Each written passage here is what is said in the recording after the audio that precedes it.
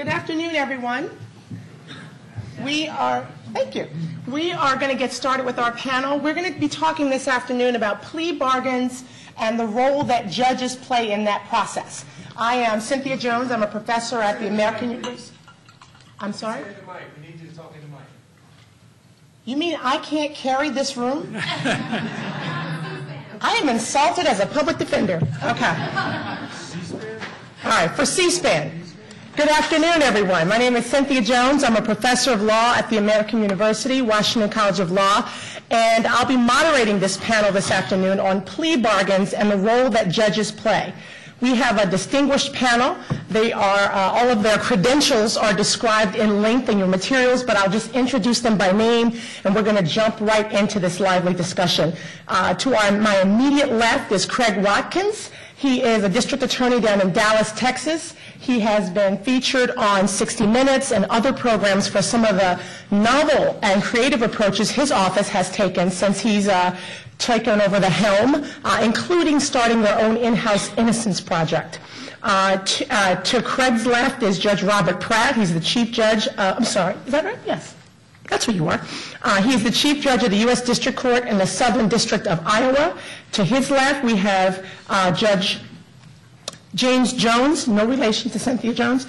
He is the chief judge of the U.S. District Court for the Western District of Virginia, and Judge Lynn Alderman, U.S. District Court judge for the Eastern District of Wisconsin. So we have federal court judges from all over the country, and we have a prosecutor and myself, former public defender. What we're going to do is I'm going to put some questions to the judges first, and to Craig, first about the role that judges generally play in plea bargaining, and then we're going to pick apart the system. Right now, we know from statistics gathered by the Bureau of Justice Assistance that the overwhelming majority of cases in our criminal justice system are resolved via a plea. For example, most recent data indicates that 97% of all cases in state court are resolved via plea, and in federal court it's about 90%. And most cases that go to trial, 25% of the cases that go to trial, are murder cases. So not only do we see this overwhelming majority of cases being resolved during plea, there are few acquittals because cases aren't going to trial. So they're either pleading out, they're dismissed, or a very few number of cases go to trial. So what we're going to talk about today is, since this is the prevalent practice in federal and state court, how does this process work, and are we actually getting justice? One of the things we now know is that innocent people are wrongly convicted at trial and during the plea process, and DNA evidence has proven that to be the case. So does the plea bargaining system advance the conviction of innocent people? Is it a system that prevents wrongful convictions? We're going to take a look at that. And when justice goes wrong, it's never just one party involved. In our criminal justice system, usually it is the collective misfeasance or malfeasance of all of the characters, the prosecutor, the defense attorney, sometimes the judge, and everybody's involved. So we're going to talk about what things judges can do when there is ineffective assistance of defense counsel, there is prosecutorial misconduct, all kinds of things that can go wrong in the plea bargaining process. First and foremost, let me start out all the way on the end with Judge Alderman. Edelman, I'm sorry. It's okay. Judge Edelman. The Rule 11 inquiry, the process by which the court takes a plea, an extensive Q&A back and forth, asking questions to ensure that both the plea is knowing, intelligent, and voluntary, and that there's an adequate factual basis for the plea. That process, I imagine you have engaged in many times as a trial judge. Let me ask you, do you believe that innocent people plead guilty to crimes? Well, I think that there's evidence that happens. I can't say that I've ever felt that happened in a case that somebody pleaded before me. I think maybe there might be a difference a little bit in the state and federal systems. The federal system... You might want to lean forward into the microphone. Oh, okay. C-SPAN will yell at you. I think the federal system, I think the FBI and the DEA and the government have quite a few resources, and And I think that often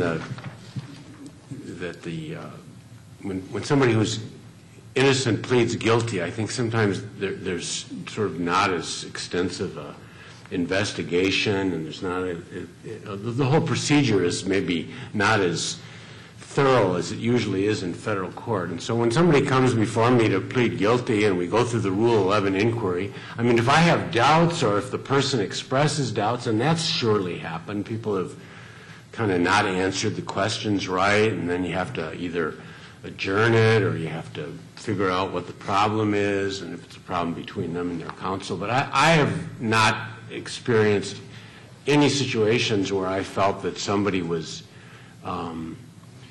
pleading guilty, and either because it was innocent or because in some way it was against their own best interest. I mean, actually, a more common problem that I've had sometimes is that a defendant has gone to trial in a situation where I thought it was against their best interest, and that maybe a judge should have stepped in.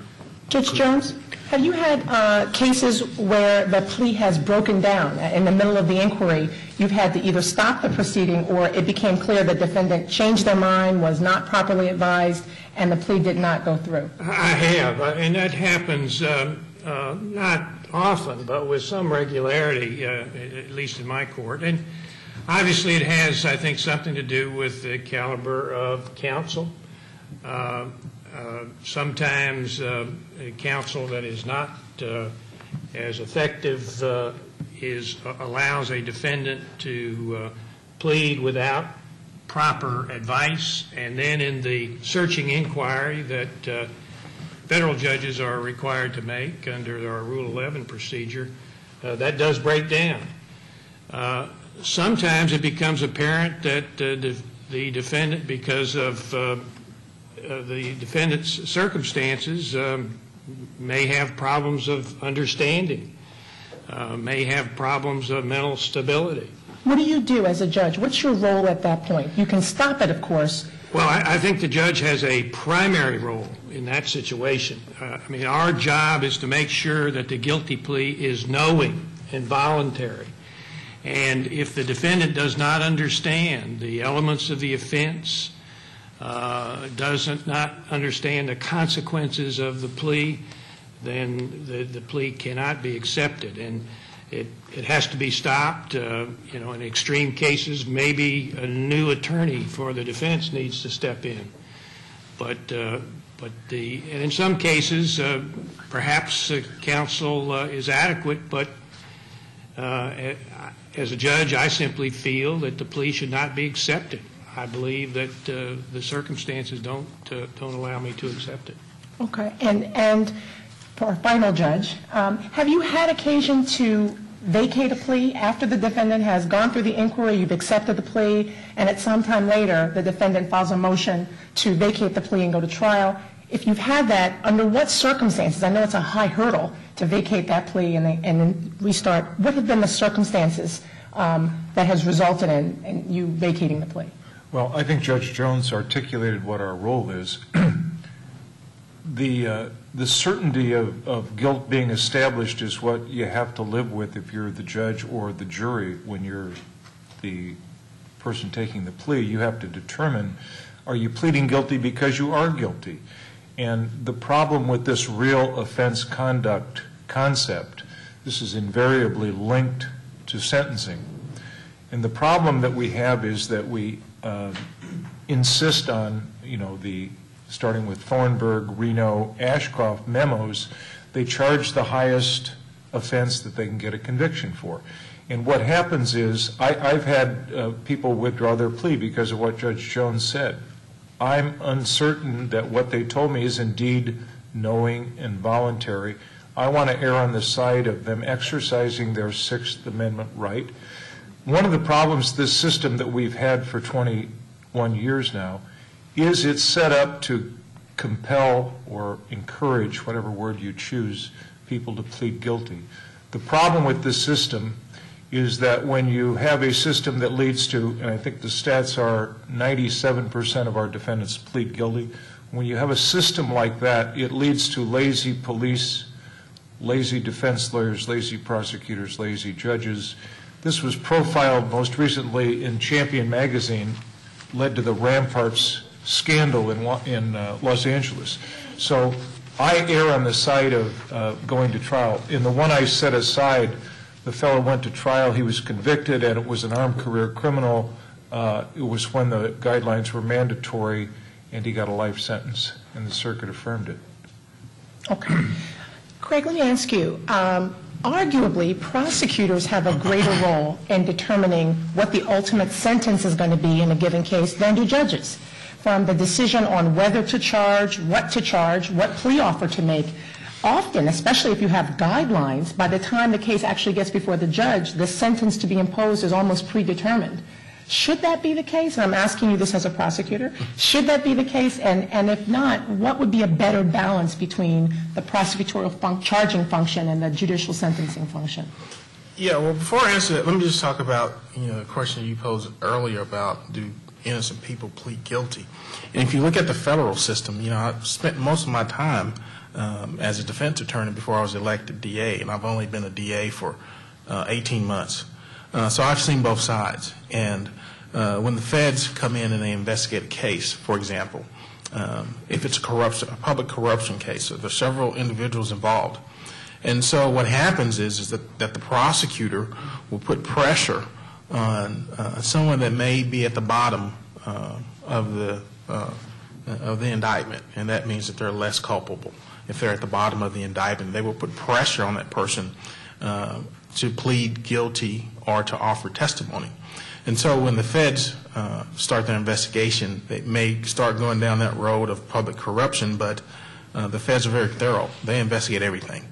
And a lot of times what you see, and most of us are probably guilty of this, is the fact that they may use the statutes of the IRS to persuade someone to plead guilty, and that person is put in a position as to being convicted and going to jail for cheating on his taxes as opposed to the crime that they initially brought him to court for. And so what you see is a lot of individuals who may not have participated in any type of crime, in this instance a public corruption case, but they choose to plead guilty and offer their services for the prosecutor to help them convict the person that they're targeting. That's a problem from the prosecutorial standpoint, because what we're getting are folks that are persuaded to basically give us a case against someone that we may not have all the evidence against. That's a problem. The other side of it is, and this is what I saw as a defense attorney, is that most of the judges that come to the federal bench, they come from a civil practice. And as a result of that, they may not be up to par on issues dealing with criminal law. And so they really depend, on the probation officer, the sentencing guidelines. They go and interview with the probation officer, and they depend on the prosecutor to basically guide them through the process as they go through the plea agreement. And unfortunately with that is that we have this thing called judicial economy, and the judges want to move cases. And so a lot of times you get judges that will just stand back and not really pay attention to the criminal cases because that's not where their expertise is, and they will persuade or not persuade, but go along with a plea bargain when it may not be necessary.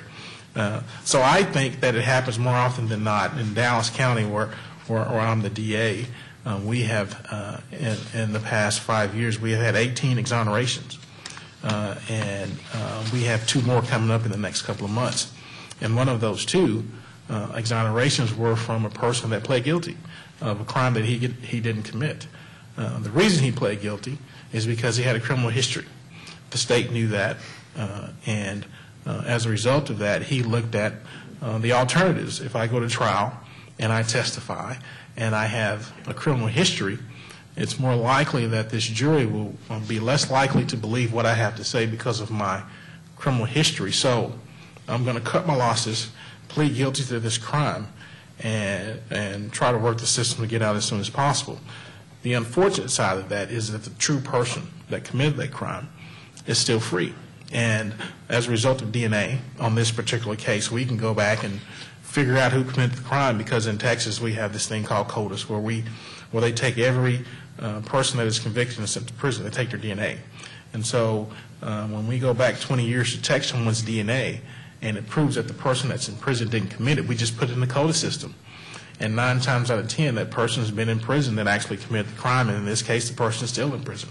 Well, we're going to get to Okay, I'm wrongful sorry. convictions in Yeah. a second, but Okay. let me just take it back to the judges, because we want to focus on the role that judges play in this process. And I want to put this out to all 3 judges, and you all can jump in, and that is this notion of post-Booker. The court has a great deal more discretion in determining sentencing. You're not as bound by the sentencing guidelines. They are discretionary, and they're guidance and not a prerequisite. Have your sentencing practices changed, all of you are U.S. District Court judges, significantly, or do you find that you're still pretty much relying on the guidelines, even though you don't have to rely on them as rigidly? Well, Judge Pratt, of course, is the king here. Judge Pratt was the district judge in the Gall case, a recent famous case that has propelled Booker beyond our fondest hopes. This proves that even a stop clock is right twice a day. So he's a famous personage here. And it has changed. I don't think there's any question that our sentencing practices have changed, not only since Booker, but particularly since the courts of appeals were slapped on the wrist by the Supreme Court in Gall and its companion Kimbrough case. And this makes a difference in the plea situation, in my view, because under the sentencing guidelines, certainly before Booker, the incentive for defendants to plead guilty and receive up to a 3-level reduction for a so-called acceptance of responsibility was almost overpowering. And in fact, our jobs as judges oftentimes was making sure defendants understood the advantage that they got in accepting the responsibility by pleading guilty. Now, with the freedom that we have as federal district judges in sentencing, the greater freedom, I believe that more defendants are going to believe that they can go to trial, forego the guidelines, which are now advisory, 3-level reduction, and still receive, even if they are convicted, a reasonable sentence. So I think we're going to see more trials. I believe sophisticated defense attorneys are going to advise clients more and more to go to trial. And I've seen a little bit of that already in my district. And have you seen more binding pleas under Rule 11 as a result of the relaxation of the guidelines? Not in my district. This is a very district-specific sort of thing. It's up to the U.S. attorneys and their policies. In my particular district, we don't see many binding plea agreements that are permitted under the federal rules, and we haven't since Booker. Professor, you should know that the real leaders of the sentencing revolution at the district court level are Lynn Edelman and Nancy Gertner. I was following their lead. Lynn is very modest, but if you go back and you look at the history of this, Lynn Edelman has been, and Nancy Gertner as well from the District of Massachusetts, have been saying things that I was smart enough to copy. And shortly after Booker, you can look this up, as Casey Stengel used to say, shortly after Booker, Lynn wrote an opinion called Random, I think it was like 2 days after Booker, that I think was so compelling that district judges who were smart enough to pick it up ran with it. And so Lynn's probably going to underestimate his sway here, but you've got the intellectual leader of this pro-discretion revolution with you today. So. This mutual admiration society we have among them. No, it's true, though. Well, let me just comment on some of the sort of, I guess, both comments. As to the question of whether we're getting more trials because of Booker, the theory would be that the defendants would have less reason to plead because they could take their chances at sentence. That's not been my experience. I have very few criminal trials. I mean, I bet I don't have 3 or 4 criminal trials a year. It just doesn't happen. And now, why that doesn't happen, I'm not really sure. I could give some reasons why I think it doesn't happen. I mean, I think... Let me interrupt to ask a question. Is that a healthy thing? I mean, these younger lawyers and law students want to know if our description is supposed to be federal trial judges. If we just take pleas, maybe we should, think about our title a little bit. I mean, do you think it's a healthy thing? I happen to think it's not. Well, I guess healthy depends. Look, from the standpoint of the defendant, I guess the question is what's in the defendant's best interest, okay? So I think most defendants plead guilty because they see it as in their best interest. And as I said before, I have not had the experience of having defendants that I thought were innocent. It may be that the judge has some control over what the defendant's ultimately going to do. I've actually, my sort of way of dealing with criminal cases is if both parties, and I might also be lucky because I think the assistant U.S. attorneys in the district that I operate in, first of all, they're given a great deal of freedom, and a lot of them are extremely reasonable. And usually both the defense lawyer and the assistant see it as in the client's best interest to kind of work something out, probably because the defendants are mostly guilty. But isn't that the whole notion prefaced, partly what Craig was saying, on this notion of equal bargaining power? I mean, the prosecutor has the ability to force this case to go to trial and offer no plea or offer a very bad plea. The prosecutor has sort of all of the cards. The defense has, possibly my client could be a snitch card or will make you go to trial card, which is not really a very big card. So when you're negotiating or bargaining, as it were, it's not really a bargaining, it's more like plea begging, right? When the defense attorney has to go to the prosecutor and say, please get us out from under these harsh charges so we can cut a deal. I mean, it's not really an equal bargaining. Well, no, you're definitely right. It's not equal. Now, the question then is how fair are that's one question, is how fair are the prosecutors? And assuming they're not fair or not fair in specific cases, then I think the single most important thing that could be done to sort of equalize or reduce the impact of somebody using their power unfairly is to get rid of the mandatory minimums. See, mandatory minimum sentences, even though the guidelines are now discretionary, and there's a statute called Section 3553A, which says these are the factors that judges are supposed to consider when they sentence, and there's like 7 factors, and the purposes of sentencing, and then you're supposed to pick the lowest sentence that's necessary to satisfy the purposes of. That's an excellent statute.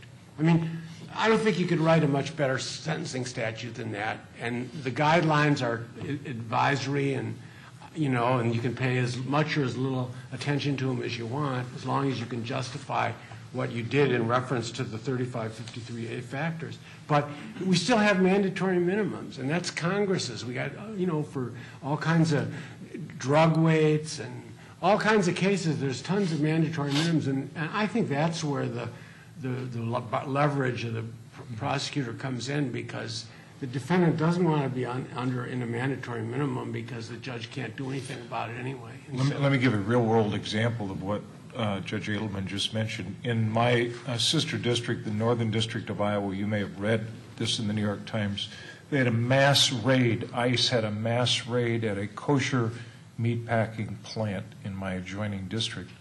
There was a mandatory minimum sentence of 2 years for identity theft. They indicted, informed against 389 people in this mass raid. They said to all of them, okay, here's the deal. We'll give you 5 months in prison, or you can go to trial on the mandatory minimum. If you plead, we'll give you 5 months to fraudulent something, Social Security card or whatever. And as a result, you'll also waive your immigration rights. There was a controversy in the New York Times a couple of weeks ago about this mass raid, and a wonderful editorial on our national immigration policy and how it's contrary to our values or claimed values.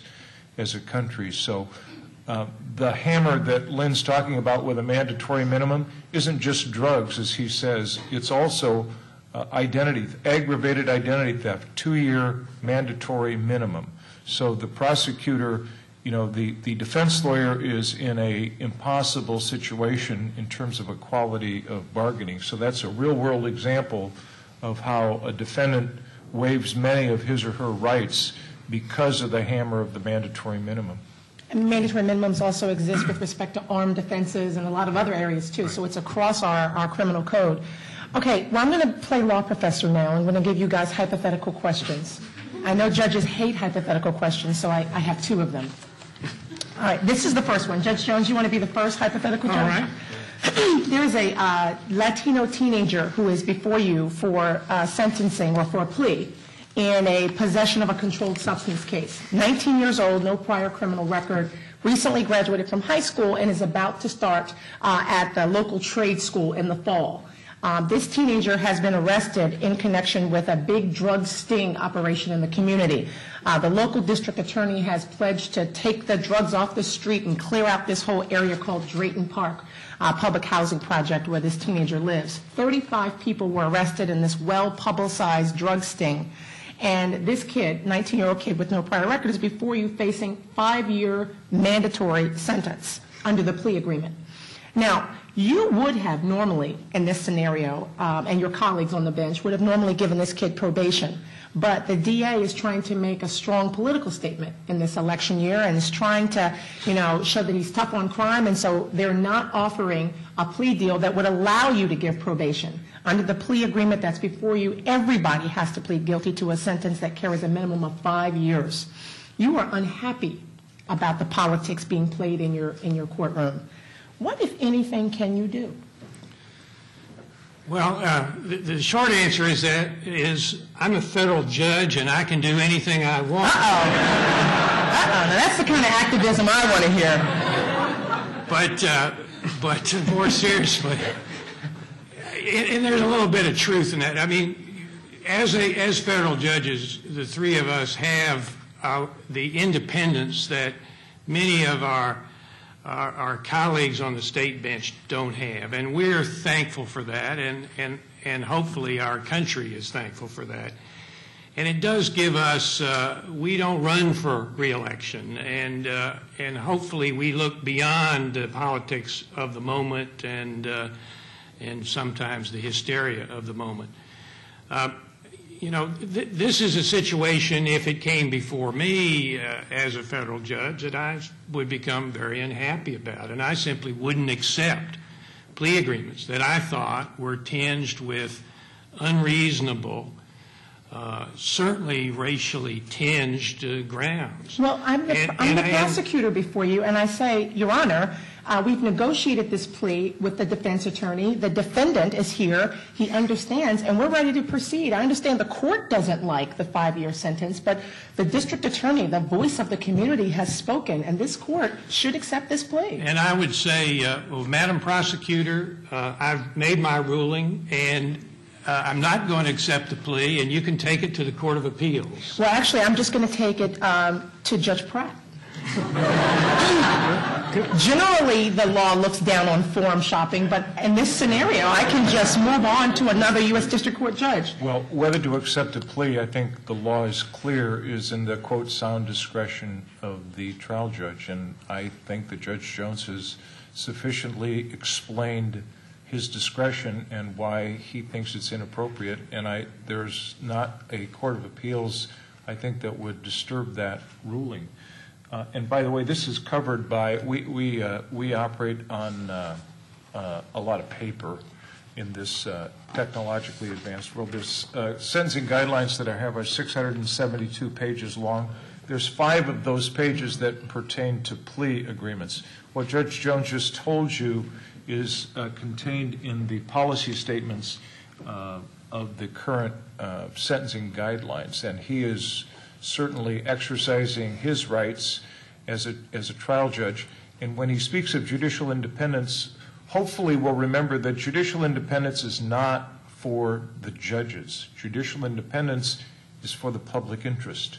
And while it may seem that it's a selfish concept when we're talking about, judges talk about it, that's the kind of independence that we want when Judge Jones says, I'm rejecting that because it doesn't meet my community standards.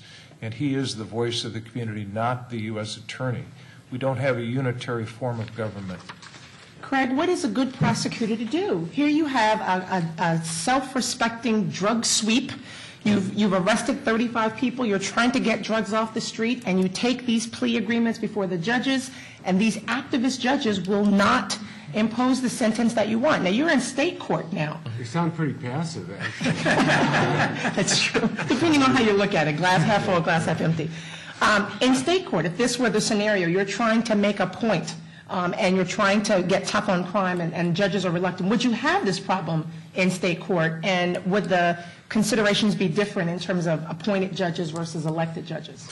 Oh, yeah, they're very different between elected and appointed judges because, you know, the DA carries the courthouse. I mean, whichever party the DA belongs to, that means every judge is going to belong to that party.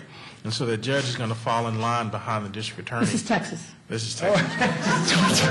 Yeah. Not everywhere. Well, in Texas, or Dallas County at least, the DA carries the day. And so the judges are very reluctant to challenge the district attorney when it comes to issues like this. We would hope that as we go along in our system that the judges would feel comfortable in challenging the DAs, because you have to look at the prosecutor as a human being. And I think a lot of folks take the humanness out of their job, or a lot of people that see it. You know, I'm human. And if I were in a courtroom prosecuting a case as a district attorney in Dallas County, I would feel compelled. If I had certain evidence against someone and the public wanted a certain outcome, I would feel compelled to push that issue. But that issue may not be in the best interest of all parties involved, and parties involved are the defendant and our general public. Is it in the best interest to deport these individuals and to send these individuals to prison for 5 months? And so as a prosecutor, you know, I would think that in my position that I would adhere to what's in the best interest of everyone and not just what's politically correct. And unfortunately, we're living in a political environment in Texas and Dallas County, and so a lot of times when we make those decisions, politics carry the day. Judge Edelman, you're not in Wisconsin. You're now in Texas. Dallas County. Dallas County. You've woken up, and you're not in Kansas anymore. You've clicked your heels. That didn't work. You're now in Dallas County, and you have this Latino teenager, first-time offender before you, who's about to be sentenced for possession of a controlled substance. You think probation would be the best, but this 5-year plea is being shoved, you know, in front of you. You're considering going forward because you do think the community's outraged, the problems with drugs are rampant, but you have some concerns, not about the plea itself, the 5-year sentence, because like Craig says, in Texas, in Dallas County, the prosecutor and the judge are sort of lockstep. You kind of go along together.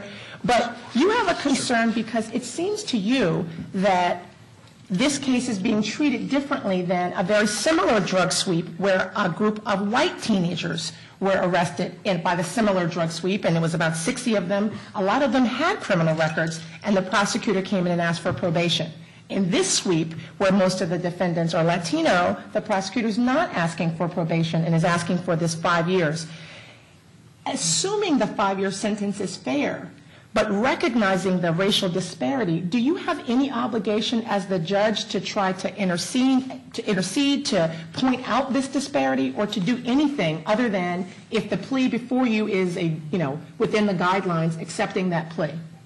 Remembering that you're a state court judge in Texas. Let me ask you a question. In your hypothetical, there's an agreement for a 5-year sentence. Now, is that required by a statute, or is that just the plea bargain? The particular statute that this defendant was forced to plead to carries a 5-year sentence. He could have pled to something else, but that particular provision. That's a mandatory sentence. Yes, mandatory. And so your question is, what do I do if I'm in Dallas County? Am I a member of the DA's party or some other party? You're a good, honest Dallas County judge. Under the law, as I understand it, the prosecutor has the right to charge, And, I mean, I could, I guess, decline to accept the plea. I could jawbone. I could call the DA in and say, you know, don't you think this is a little bit much? And I'm not very comfortable with what you're doing. And if maybe the DA would be reasonable if he wasn't. But do you raise the racial disparity issue? Assuming you have less of a problem with the 5 years than you do with the fact that the white kids received probation in a similar drug sweep, and the Latino kids are getting the 5-year deal. Well, I mean, I'll tell you, I think what I would do in a situation like that, I would raise it in a conference with the lawyers, probably in chambers. I mean, I don't think this is I don't think it helps anybody, probably certainly not the defendant, the judge start making speeches about this sort of thing. I would sort of see if there was some way of resolving the problem so that the unfairness could be avoided. If it couldn't be, I could either decline to accept the plea because it was somehow, you know, I have the discretion, as the judges have already said, and I might do that. I guess I'm not entirely sure. Another possibility is they could adjourn the case, say, I'm not really comfortable right now, I want to think about this, and adjourn it for 6 months, and maybe let everybody die down, and maybe the mood would change. That's another thing you could do. So, I mean, judges can sort of do things without really doing much sometimes, you know. That's a quote for the books there. You know, one of the great things about my job is I get to borrow or plagiarize ideas. One of my colleagues about 3 years ago suggested to me that when I got a guilty verdict in a criminal case, in advance of that, I looked up I got the criminal history of the accused. When the jury came back with a guilty verdict, you go to the jury in an advisory fashion. This was before or during Blakely, Booker, et cetera, et cetera. You'd be surprised at the sentence. Now, this is 12 people that have heard all of the guilt or innocence testimony, of course, in arriving at a verdict. You'd be surprised at how they are less harsh than the guidelines. So it's quite remarkable that we seek to vindicate the public interest, or at least the U.S. Attorney does. The jury is somewhat different. At least that's been my experience, and it was a great learning tool. I won't tell you the judge that I copied that one from. All of my ideas I copied from somebody else, but that's the great thing about my job. So it's interesting to really hear, and this sentencing revolution we've had since '99 to the present, with Jones, Apprende, Blakely, Booker, Gall, Kimbrough, Rita, has all been about jury rights. The interesting thing is it has centralized the role of the judge by recognizing jury rights. So it's interesting to hear from the jury on these sentencing issues. Absolutely. One of the things that we know we have a problem with in the criminal justice system is both ineffective assistance of counsel by the defense and prosecutorial misconduct by the prosecutors. I mean, in a system that has the human element, to err is human, and there are going to be mistakes. And since so many of our cases are resolved through plea bargaining, there's no reason to believe those problems don't manifest themselves in the plea bargaining process. So we talked a little bit about dealing with racial disparities in the plea bargaining process, and you, all three judges, feel sufficiently empowered to sort of, you know, fight authority. What about prosecutorial misconduct? And Judge Jones, let me put this hypothetical to you first, and that is, you are, the same Latino teenager is before you, and let's just say there is no mandatory minimum, and you can give anywhere from probation to up to 5 or 10 years. But the prosecutor who's handling the case is someone who you know has been the subject of some ethical violations and has been before the Board of Professional Responsibility for not turning over exculpatory evidence, for misrepresenting the evidence, then this plea is occurring shortly after the arrest. So there hasn't been a lot of time to investigate. You happen to learn just before you took the bench to take this plea that the police officer who was responsible for the arrest is under investigation by the grand jury for planting evidence in a case. Is this in Texas, too? No, this is going to be in your own jurisdiction. This is going on in the Western District of Virginia. And you don't think the defense attorney knows about that. and you, knowing what you know about this prosecutor, you doubt the prosecutor has volunteered that piece of information. You believe that if the defense attorney knew about that, they might not plead guilty. They may want to go to trial, force the government to dismiss, or let the jury hear about the fact that this police officer who says this Latino teenager had drugs, in fact, planted evidence in another case. What should be your role as a judge? Do you disclose that? Do you feel you have to disclose it? Or should you just go ahead with the plea and give the kid probation as is your discretion? Well, since I've already, exposed myself as an activist, I would jump in with both feet. I mean, that's another situation where, justice demands that the judge take control. And that's our job, and we can't shrink from it. I mean, our job is not to rubber stamp anything. It's true that, 95% of the cases, the criminal cases that come in my court end up in guilty pleas without trials. But that doesn't mean that that process is any less important than my ruling on evidentiary objections during the course of a trial. So what do you do? Craig is the prosecutor who has brought this case into your courtroom, and you notice that Officer Smith is the investigating officer, and that he's under investigation by the grand jury for planting evidence, and, Mr. Watkins is there. He's ready to give the proffer for the plea. The defense attorney's there. Everybody's ready to go. Everybody knows you're kind of an easy judge, so they're all expecting probation. Yeah. But before this plea goes forward, do you raise this issue about the police officer? And if so, what do you say to Prosecutor Watkins, who's in your courtroom? Well, you've thrown a little interesting tidbit in there, and when you say that the officer is under investigation by the grand jury. Now, of course, grand jury matters are secret, and I have to be careful about not disclosing grand jury matters. But it was reported in the paper. Oh, okay. Well, that may make some difference, but in any event, I think I would talk to the prosecutor probably first and say, in polite language, what is going on here? This is the same cop who is under investigation by your grand jury, and you're relying on this cop in this case. Explain to me why this should be relied upon, and explain to me whether or not you've discussed this with the defense attorney. Mr. Watkins? Yeah, I think, though, that's kind of a hypothetical I think is very likely not to happen, because... But it did happen. It did happen, and you're in court. You're getting commentary, and the judge has asked you a direct question. Yeah, with the prosecutor, I would tend to think that if... Are you answering the judge? I'm answering, yeah. So you should start with, Your Honor. I don't know what, if that were the case, you had a prosecutor that had been before the Ethics Commission and a police officer was in an investigation. I don't know if I'd have much to say to defend that. No, Mr. Watkins, you're in court now. What are you going to say? Yeah, Your Honor, good point, we're leaving? You've got to stand there and defend this prosecution that you're bringing. That's almost impossible in that situation. But a real-world scenario is if this happened, I believe that if the police officer was under investigation with a grand jury secret, that would be exculpatory.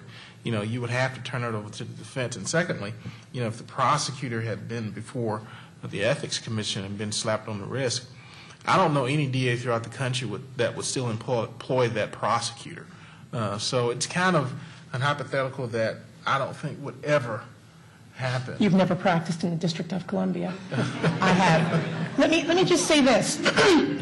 Your Honor, as the defense attorney, I can tell you that I did not know that this police officer was planting evidence or was alleged to have planted evidence in another case. In light of that, I'm asking this court to now dismiss with prejudice based upon the government's nondisclosure of this information and based upon the egregiousness of the government in trying to prosecute my client. I'm asking for a dismissal with prejudice. Well, I think my question to you as defense counsel is what is the prejudice? What we're going to do is we're not going to have a plea. We're going to go to trial. You'll have this defense.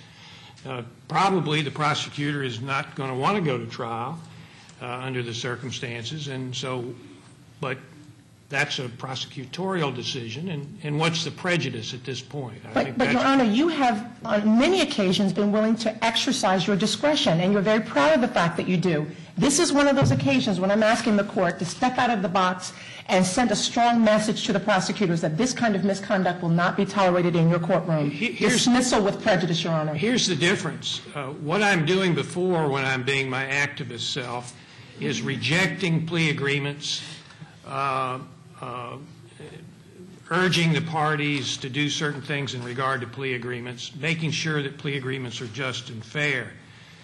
But what I don't do is step into the role of the prosecutor. That's the prosecutor's job to decide what cases go to trial, what cases are going to be prosecuted. And unless there is prejudice, unless there's some good cause, I'm not going to dismiss a case with prejudice under those circumstances. Judge Adamay, are we going to get dismissal in your courtroom? No, I think that actually Mr. Watkins is, I can't imagine a DA would want me to take that plea because it would probably be vulnerable once they determined that this cop was actually planting evidence, then everything that every plea that the cop was involved in for the year before or 2 years or how many years, they'd all have to go back and look at him again. So I do think it's, a little bit unlikely that this would happen. Also, I don't think you should dismiss with prejudice because, the cop is presumed innocent too, right, until you determine whether he has planted evidence and so forth. So I probably would just put the matter over and let it all shake out. But you would have the discretion to dismiss with prejudice. You're just choosing not to exercise your discretion. But I don't think you've given me enough to cause me to do that. I think that, I just don't think that it's all sort of allegations and maybe this and maybe that, and we don't really know. So why would you dismiss with prejudice when you don't really know? Even if I had my client cry, that wouldn't? Well, that would probably. Okay. I'll remember that prospectively. Crying is a good thing. Okay, so Judge Pratt, we have a different scenario for you. This is the ineffective assistance of counsel by the defense, another major problem in our justice system. Sometimes you have well-intentioned but overworked public defenders. Sometimes you have underfunded offices, undertrained public defenders, and incompetent public defenders. But we rely on them in fulfilling their obligation and protecting the defendant's Sixth Amendment rights. There have been over 200 DNA exonerations in this country in the last, since 1990. And you are concerned about that scenario. And one of the things that these DNA exonerations have done is create a learning moment for us in the criminal justice system. We now know the number one cause for wrongful convictions is eyewitness misidentification, and that cross-racial misidentification increases the likelihood or the inaccuracy of the identification. And we know in most of these DNA exonerations, it's a rape case, largely African-American defendant, white female victim. And you have that scenario before you. It's there before you for a plea. It's a rape case. The defendant has an incentive to plead because he's charged with armed rape, and that would be his third armed offense, and he's going to face life without the possibility of parole. But the prosecutor has given him the opportunity to plead to just simple rape, felony rape charge. There's DNA evidence that was collected in a rape kit.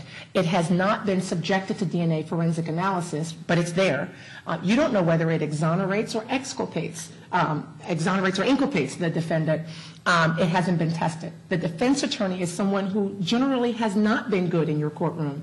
You've had to admonish this person. You've had to, step in a few times to say, why aren't you doing a more effective job? So you don't have a great deal of confidence in the defense lawyer, and the prosecutor has not sought DNA testing. This is one of those early pleas. Out of a concern about a possible wrongful conviction, do you mention the fact that DNA testing hasn't been done or should be done before the plea's taken? Yes. Okay, next question. Yeah, I think clearly, given those facts, it's a pretty compelling case that you should do so. and along with the eyewitness that the Innocence Projects have come up with, there's unfortunately, I think I ruled the wrong way. I don't know if Judge Edelman or Judge Jones have had this, but there's a movement in the defense community with eyewitness cases to obtain expert testimony, and I've followed precedent and denied that. About 6 weeks ago, the Sixth Circuit came down with an opinion permitting it. That's expert, just to explain, that's expert opinion how, what problems exist in eyewitness testimony. Right. Thank you. And so I think along these lines, I think that it's your duty bound as the trial court, when you've got a past history of wrongful convictions and the factual pattern that was given in this hypothetical. I think a judge who cares about his or her work, and we do care about our work, would be duty bound to, appoint an expert and, try to figure it out. But the prosecutor will say, Your Honor, you can't make us create evidence or test evidence. And I understand the court's concern, but we have no reason to believe that this is a wrongful conviction. We want to go forward with the case, and the defendant's willing to plead. Well, I'm not going to accept it. Sound discretion of the trial court. That's the only law I know is sound discretion of the trial court. That's the only one you all are citing all day. That's all I need. That's why it's called discretion. Well, it is, the federal rules of criminal procedure, which obviously we follow in the federal court, do provide that there must be a factual basis for the plea. So that that's one of the things, and it's either through evidence or representation by the prosecutor. There is a factual basis. You have a complainant saying that's the guy who raped me, and she picks him out of a lineup or she identifies him, but they haven't done the forensic analysis of the rape kit, so it's not confirmed to a scientific certainty, nor is that required for a plea. Well, it isn't. Well, but I guess getting back to our discretionary idea, I think that the fact, under the circumstances as you present, I think there would be a question as to whether there was a factual basis for the plea. I think, the judges at some point are going to assume that the defense attorney is up to task. And in Dallas County, we have a dual system, public defender system and a court-appointed system. And so the judges appoint lawyers, and they appoint lawyers that are qualified to investigate their cases, to represent their clients. So they're, I think we're leaving the defense attorney role out of this in the conversation so far. They have a responsibility too. And if the prosecutor fails to go forward and test it, well, the defense attorney should be the first one raising that red flag and hold on a second, let's go this extra step before I advise my client to plead guilty. So. But if that doesn't happen, Yeah. the defense attorney hasn't requested DNA testing, the prosecutor hasn't sought the costly and time-consuming DNA testing, does the judge in the plea bargaining process have a special obligation to say, I don't want to take this plea and then later find out that this guy's being wrongly convicted. I, as a prerequisite to taking the plea, I'm going to ask that DNA testing be done. I would imagine that every judge would request that in this scenario. The system has its checks and balances. You got the prosecutor who will assume will do his job. The defense attorney we will assume who did his job, and then the last person is the judge to make sure that everyone did their jobs. And I would foresee that just about any judge would go forward and make the testing.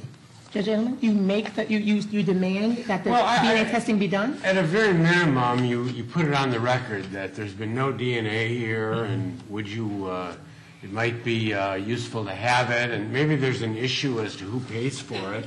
I mean, I guess that, I think I had a case where the defendant wanted to, I guess it was a case with the fingerprints with a gun or something, and the defendant wanted to have some kind of testing for DNA on the gun, I guess. And as I recall, the defendant contracted with some company, and I'm not quite sure how it was a CJA case, and so, the government paid for it, but it was through the defendant, and because it was sort of a reasonable request that he wanted to have this testing done.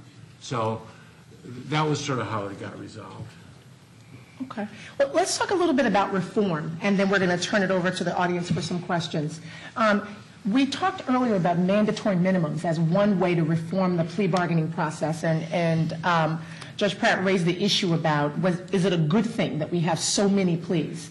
assuming that it is an efficient thing, if not necessarily a good thing, that these cases are resolved via plea, what kind of reforms are necessary to improve this process, to make sure that we're not getting guilty people, innocent people wrongly convicted through the plea bargaining process, or that some of the other flaws in the criminal justice system aren't creeping into this process?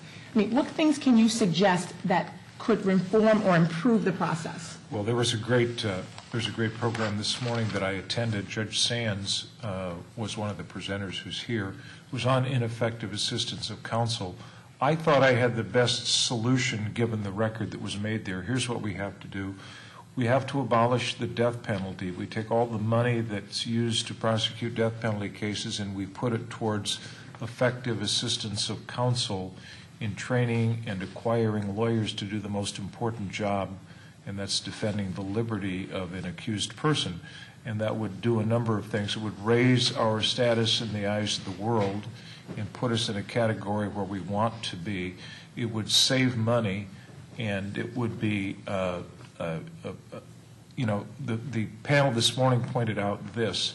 There are probably, based upon what Professor Jones has said here today, and anecdotal evidence and the eyewitness stuff and innocence projects, there are probably people that are serving very long prison sentences that are not capital cases, that we spend no time or post-conviction or pre-conviction resources on, that would elevate our system so we would have more confidence in a plea or a verdict. And because the kind of key to the panel this morning was that we needed more resources to be spent on effective assistance of counsel at the beginning of the system, because post-conviction you're fighting a very uphill battle. So that's clearly the right solution. Okay. You know, there are some who seriously contend that we ought to do away with pleas and plea agreements, that they're inherently coercive. But I think, practically speaking, there's always going to be a role for pleas. I think we do need more trials. I wish we did have more trials. I think it would help the system. And I think particularly in state systems, more money for criminal defense for those who can't afford it is probably the single most important thing that can be done, to make sure that defense counsel is really up to the task. And they are generally in organized defender situations, but we do have many criminal defendants who are represented by appointed private counsel who simply are overwhelmed by their task, underpaid, and I think that would really go a great distance in making sure that we have just and fair plea arrangements. So, Judge Edelman, we have more money for indigent defense. As a former public defender, I like that one. Ending the death penalty, I obviously like that one. And ending mandatory minimums. Is there anything else you could add that would reform our criminal justice system and the plea bargaining process in addition to those three? Well, actually, in preparation for this program, I did a little reading about plea bargaining, and generally, the general sort of consensus of most states is that judges aren't supposed to get involved, and I think to some extent that's the federal rule, and I think in a lot of places judges maybe get a little involved or by indirection, but there are a couple of places where the state statutes have actually been written to try to sort of reform plea bargaining by putting judges involved. I mean, Florida has a statute, I think, which allows judges to participate to the extent that they would give information about what the sentence would be under certain kinds of, if there's a plea bargain between the parties, the judge could participate to the extent of saying, well, what would that mean? And Connecticut actually has a statute, which I was sort of surprised to discover,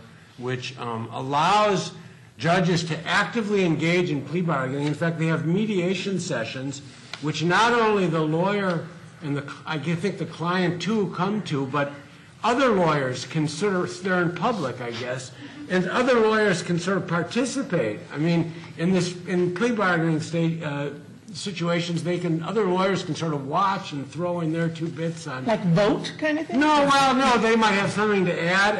It's kind of a surprising process. And then if the plea bargaining works, fine. If it doesn't work, then the judge can't try the case.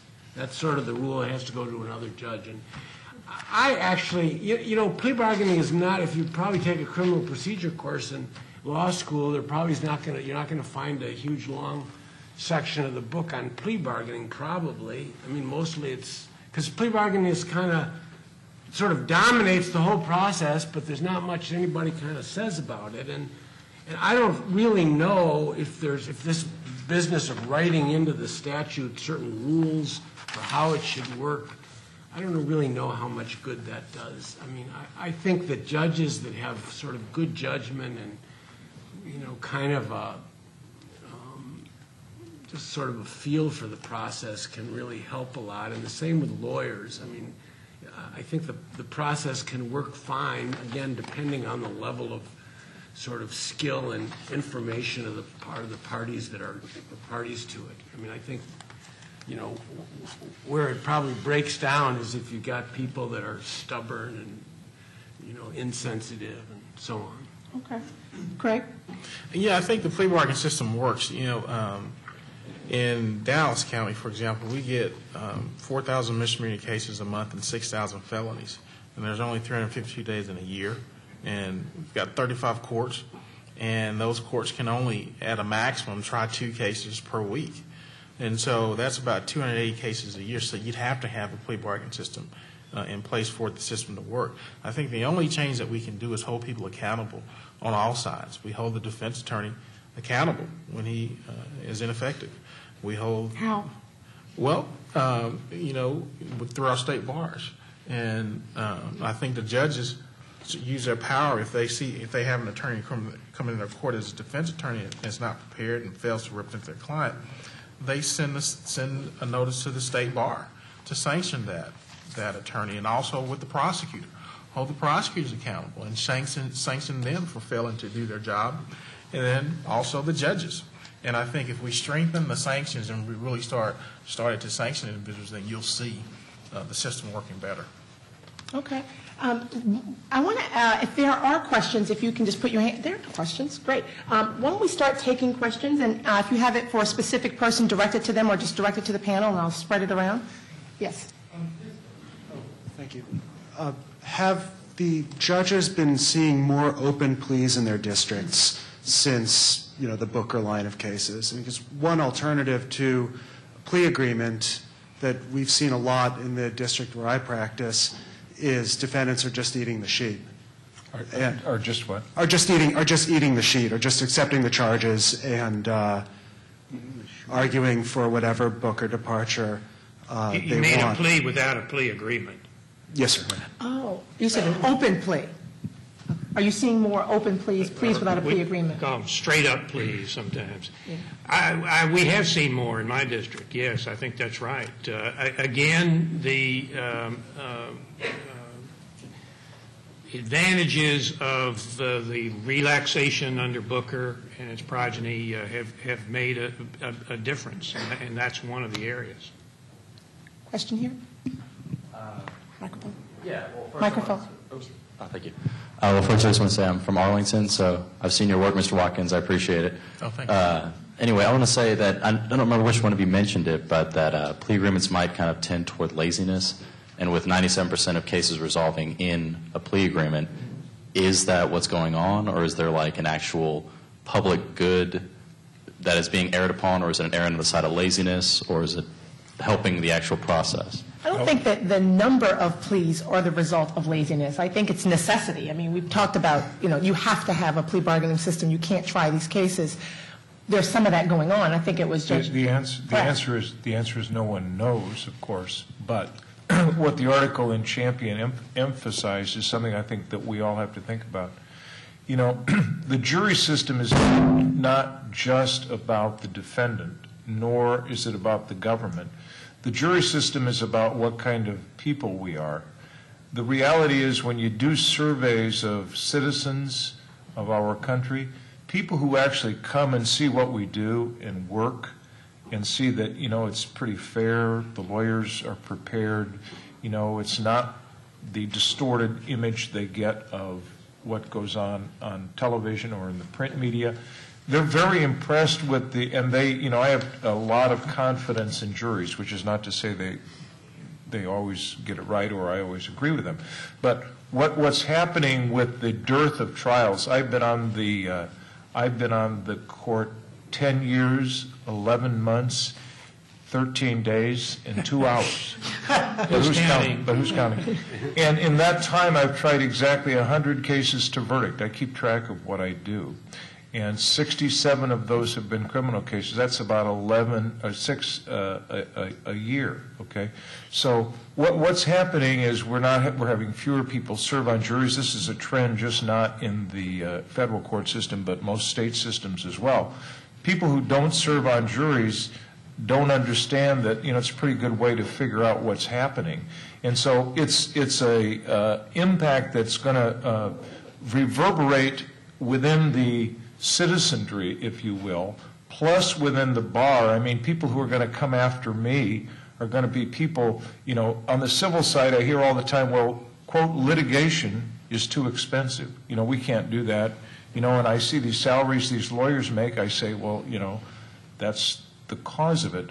All of what I'm saying is that jury trials are a healthy thing because they do keep us on our toes. The difficulty, Judge Jones and Judge Edelman mentioned this, we take so many guilty pleas that, it's routinized. And, we hear a lot of guilty pleas. We tend to forget it's their only guilty plea, at least their only one in this case, okay? So what we tend to do is we tend to make less serious and it becomes routinized, and that makes us lazy, and we say the government must have this right, the defense lawyer must know they're doing, we assume the ethical responsibilities of the U.S. attorney, like United States versus Berger says, he or she knows what the object is. So it's just a systemic problem that affects all players in the system, not just the defendants, nor not just the government. Right. Question here. She's going to bring the microphone. I just wanted to ask, well, first, I think it's kind of unfortunate there aren't any state judges as part of this panel, because obviously I think the issue of plea bargains is a big problem in the states. I mean, in terms of most criminal prosecutions obviously happen there. And something that was touched on early, and I'd love to hear you folks express it a little more fully, is how important judicial independence is for you, because one of the big problems, I work in the Pennsylvania system. We have elected judges there, and sometimes I think, and Mr. Watkins sort of talked about how sometimes judges kind of follow the lead of the DA, and there's a lot of trust there. And I think that's especially true when the judges are beholden to the people, even if it's with relative infrequency. So I guess I just want to hear a little more about how much you feel that factors into the way that you approach the whole process, and if you can kind of put yourself in the mindset of a judge who is part of a state political process, and how important you think that difference is. I think one important consideration of judicial independence, which is a complex subject, obviously, is that the judge who wants to be independent has to be careful not to be independent for independence sake. I mean, I think, we are officers of the government. We are, even though as federal judges we aren't elected, we do have an obligation in our system to the people. And we ought to respect the prosecutor. Even though we don't want to be in his pocket, we need to respect his job and his role. And I guess my thought is, again, there has to be a balance there. We need to be independent when we have to be independent, but not be independent just to show off, to be a federal judge and be damned. And that's important, and it's something that we struggle with every day, and most all judges do. And you're never convinced you got it exactly right. I'm going to go to Judge Edelman, but before I do, have either of the three of you been state court judges before you were federal court judges? I haven't been. No. I was a state politician, but not a judge. I mean, I was a different kind of politician. I wanted to comment on your question because I think it's really a relevant one. Basically, the question is, can an elected judiciary in modern times be independent? I guess that's how I would interpret your question, and I think that there's real serious questions. Let me just tell you what's going on in Wisconsin. First of all, there was a study by some scholars at Marquette University Law School, which is in Milwaukee, of the Wisconsin Supreme Court justices. This is a few years old now, and actually there were a couple studies. And the Wisconsin Supreme Court justices are 10-year terms. And these studies showed that the votes of the justices changed a lot in like the last 2 years of the term. As they were getting closer to election, they became less willing to vote for, say, a side of a criminal defendant or something like that. And it seems to me that the only answer to that is because of they're facing election. And the job of a judge, a state court judge is elected, has gotten much more political. I mean, the whole judicial process in the states has gotten. We just had an election in Wisconsin for a Supreme Court justice, and the incumbent, who was pretty widely respected, but had one time been a public defender, and it was appointed by Governor Doyle, who's our present governor, been on the bench maybe he had been a circuit court judge, which is like a trial level judge in Milwaukee, and then he was appointed to the Wisconsin Supreme Court. He'd been on that for about maybe 2 or 3 years, and during that period, the court came down with some rulings that some people didn't like about. One had to do with tape recording confessions and that sort of thing. Sort of generally, I think a lot of people would think that they were wise decisions, but also they're decisions that you could portray and were as sort of pro-defendant. And then there were also a couple of other decisions that he was part of a 4-3 majority, which were the sort of the anti-tort bar was not very happy about either. These are like personal injury cases. There was a lead paint decision, and then there was another one having to do with insurance coverage. And then these groups now, there's all these outside expenditures in these campaigns. So a couple of groups that didn't like him spent maybe $2-3 million. They got a circuit court judge from up north to run, and they spent $2 or $3 million, totally negative attack ads. One was attacking him for something he did when he was a public defender, defending a client, and they beat him. And I think, I think it's very hard to be a state court judge in facing elections. You've got to be to really do it with integrity and really do the job right and survive. You really got to have a lot of guts, and you got to be a skilled politician. I mean, you got to really be both to really survive in the present atmosphere as a kind of a really independent state court judge who's got to deal with re-election. I think it's tough. Are the judges in Virginia and in Iowa also elected state court judges? Not in Virginia. In Virginia, judges are elected by the legislature, one of just a few states that do that. In Iowa, they're appointed and they stand subject to a retention election. I want to follow up on what both the questioner and Judge Edelman said, and Judge Jones as well. About 3 weeks ago, the New York Times had the story of the Wisconsin election, and the article, I think it was below the fold, talked about we're the only country in the world, save, I believe, Lynn, it was Switzerland. Isn't that the only other country that has elected judges? The only country in the world. And so I think the state court judges who do the hardest kind of work with very little resources are the real heroes in our system. With respect to judicial independence, my judicial hero, Richard Arnold, used to say, we are an independent branch of government, and if you look at the polls, it's remarkable with the independence that we have that we are more respected than the other two branches. And I think Judge Jones hit home with this. But if we ever forget that we still govern with the consent of the governed, that's the way you treat people. I think Judge Arnold said that what you have to do is you have to be strong in substance and gentle in manner. So if you, I think Judge Jones was talking about the tyrannical side that lurks in all of us. It's the way we treat litigants. U.S. attorneys are litigants. The way we treat people, the gentle in manner is as important as the strong in substance. If we forget for very long that we still, even though we don't go before the public in a formal sense, if we forget, in a kind of a hubris way, the legitimacy of the federal judiciary and how it's to quote Chief Justice Rehnquist, the crown jewel of our democracy, we're not going to do very well. Questions over here on the side?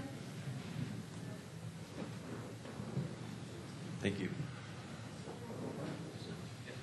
It was reported, this is for the district attorney, that when you took office, you put up large posters in the DA's office with the admonition from the Texas Rules of Professional Conduct, that something to the effect of the job of a prosecutor is not to seek victory, but to seek justice. And I wanted to know why you did that, what the reaction was, and if you feel that that's a message that's not being heard in prosecutors' offices in Texas or elsewhere.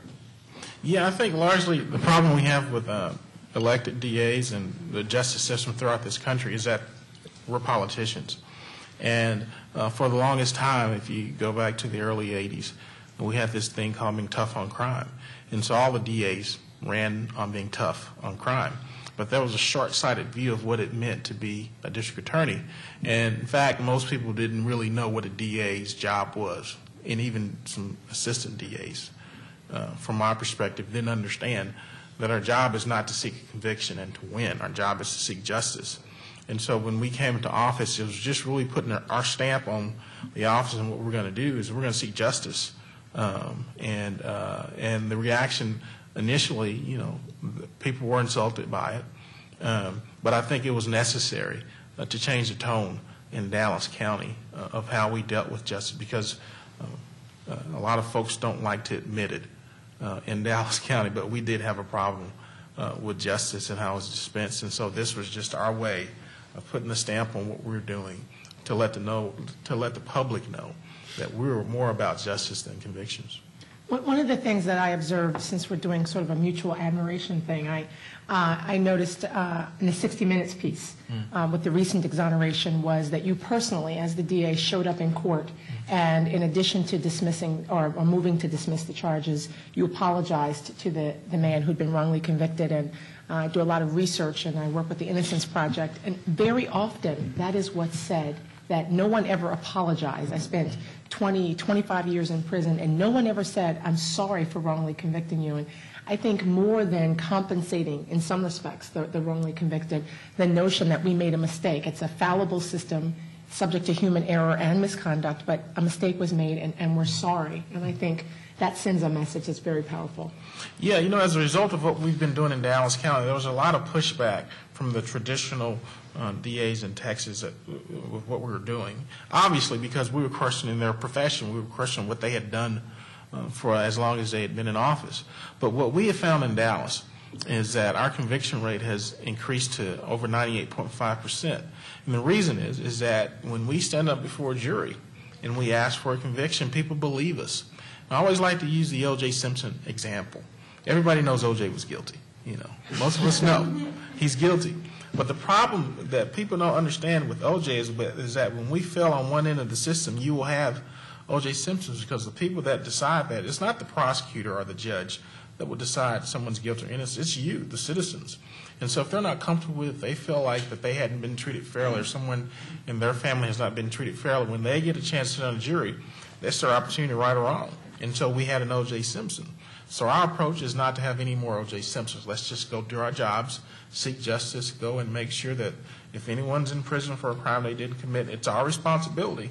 It's the DA's responsibility to do that, to fix that, to do that. And at the same time, we go and seek convictions when need be. And so it just makes the system work better. Questions? We have one here and then one over here.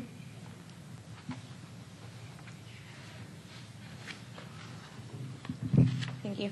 Judge Pratt, since you brought up the Sixth Circuit decision to allow expert testimony regarding eyewitnesses, do you think that that's the beginning of a trend towards allowing that? And all three of you judges, if any of you would like to comment, if that's going to change how you run your courtroom regarding expert testimony for eyewitnesses in the future? Well, I haven't had the issue come up, so I don't know. But I think that, with these innocence projects, revelations about the number of innocent people by virtue of eyewitness testimony, I think we have to do something, defense, prosecution, the court, to develop it. I don't know what the exact things to do are, but, aggressive lawyering is, part of it, and we have to try to be a little more broad in our thinking, and hopefully the appellate courts where all the wisdom resides will guide us. Judge Adelman, Judge Jones, you want to take a stab at that? I agree. I actually haven't had the question come up, but I think probably we will see more and more expert testimony in that regard. We are out of time. I've just been informed. Thanks so much to our panel.